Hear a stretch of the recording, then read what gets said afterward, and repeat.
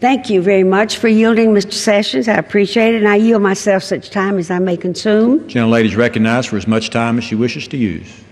Mr. Speaker, the vote on the Iran nuclear agreement has been touted by the majority as the most consequential of our careers, maybe even our lifetimes.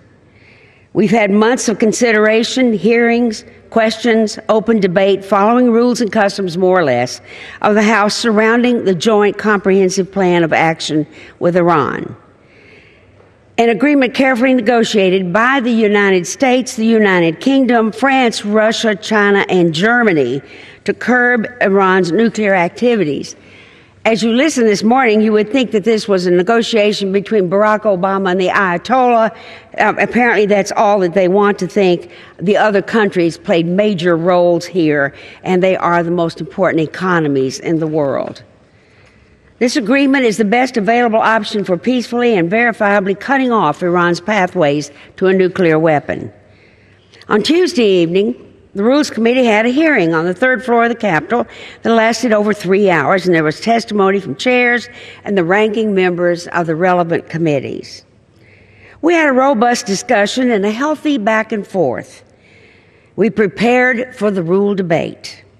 We had our statements written, but 12 hours later, the dissident wing of the majority's party emerged from a neighborhood bar, the Tortilla Coast, with a different path in mind. They rendered all our work moot, and the House was forced into a holding pattern all day yesterday, while Republican dissidents brought their party to its knees.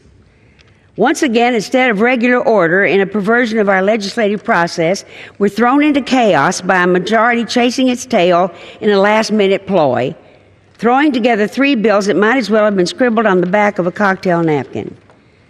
These bills trivialize our institution. They have been whipped up in an afternoon to mollify the disgruntled wing of the majority's party that shows no interest in governing.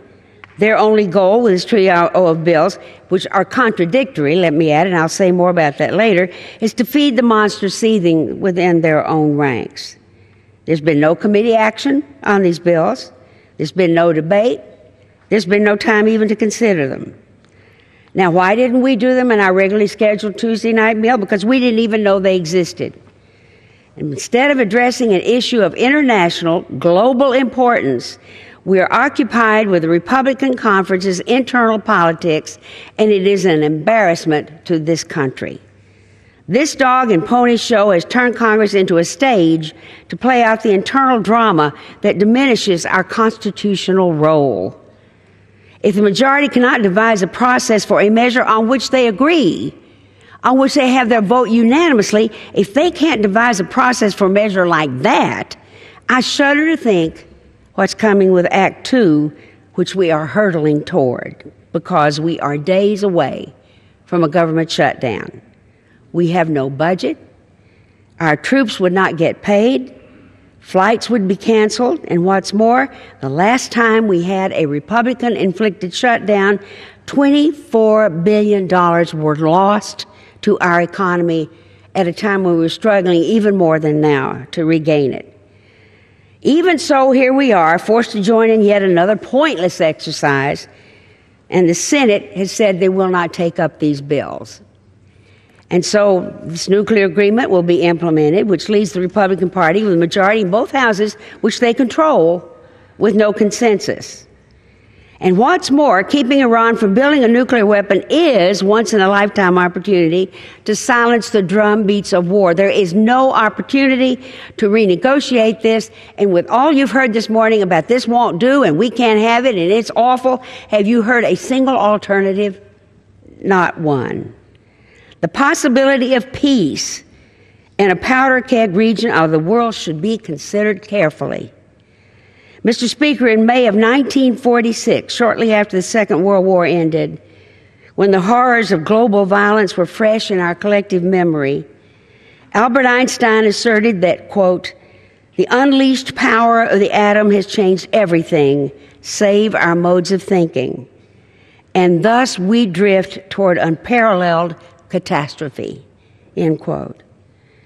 Very rarely do we have an opportunity to stop that so-called drift toward catastrophe, but we do with this measure, and all of our allies have agreed to it. Only we are trying to hold it up.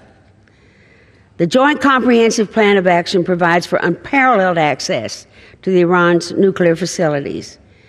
The agreement blocks all 4 possible pathways to a bomb. Contrary to falsehoods reported by the media, Iran will not be self-monitoring. The inspectors from the International Atomic Energy Agency have unprecedented and continuous daily monitoring authority. And it is so easy, they tell me, to detect the radioactive material if they were to break this agreement. Only certain sanctions will be lifted. The many will be kept in place, for example, what they do with terrorist organizations and supplying arms to other people. We are continuing those sanctions. If Iran fails to comply, all the nations involved in the negotiations have said they will be reinstituted by using a snapback provision, which is in the bill. Let me repeat that. We've heard from ambassadors of almost all those nations yesterday saying that their countries would absolutely comply with reintroducing the sanctions. Now, let me remind people that should the Iranians attempt to conceal their work, even a nanogram, a billionth of a gram of dust related to nuclear work is detected. Retired American military leaders, former secretaries of state from both parties, the Israeli security professionals, and even faith leaders have come out in full support of this accord. The former chairman of the Joint Chiefs of Staff and former Secretary of State under President George W. Bush, retired 4-star General Colin Powell, called this agreement, quote, remarkable. The former head of Israel's Intelligence and Special Operations Agency, the Mossad, Ephraim Halevi, supports the agreement as well. He said recently to PBS Judy Woodruff that, I quote, I believe this agreement closes the roads and blocks the road to Iranian nuclear military capabilities for at least a decade. That is not a trivial thing. Domestic faith leaders have implored this Congress to follow the Old Testament creed, to, quote, seek peace and pursue it, end quote. The agreement was painstakingly negotiated by the Secretary of State John Kerry, Deputy Secretary of State Wendy Sherman, and Secretary of Energy Ernest Moniz for representing the United States. When hailing this agreement, Brent Scowcroft, the National Security Advisor to both Presidents Gerald Ford and George H.W. Bush, said of this team, quote, there is no more credible expert on nuclear weapons than Energy Secretary Moniz. When he asserts that the JCPOA blocks each of Iran's pathways to a fissile material, responsible people listen. Responsible people listen, end quote. It is now clear, based on the declared supporters in the Senate, that the effort to kill this agreement will end in the upper chamber and the accord will survive and be implemented. But regardless of that certainty, the House majority has nonetheless thrown us into disarray. We will vote today on 2 bills, another one tomorrow. It was decided that first there will be a bill to say that the president cannot lift the sanctions, and a bill on side agreements that they think are out there that nobody else knows about. And then the most interesting one is the bill tomorrow will be to approve it. You know, you've already had all this discussion, we won't have it, we can't have it, the war will not survive, they're going to approve it. But just in case, because the Senate won't take up an approval message, they kept another rule last night that should have been, first they did away with it, and then they put it back, so that next week we can come up with a disapproval rule and hope whatever happens. But by next Thursday, it's all over. The 60 days are up, and the president may go ahead with the agreement. So I urge my colleagues to vote no on this rule and support this agreement, and I reserve the balance of my time.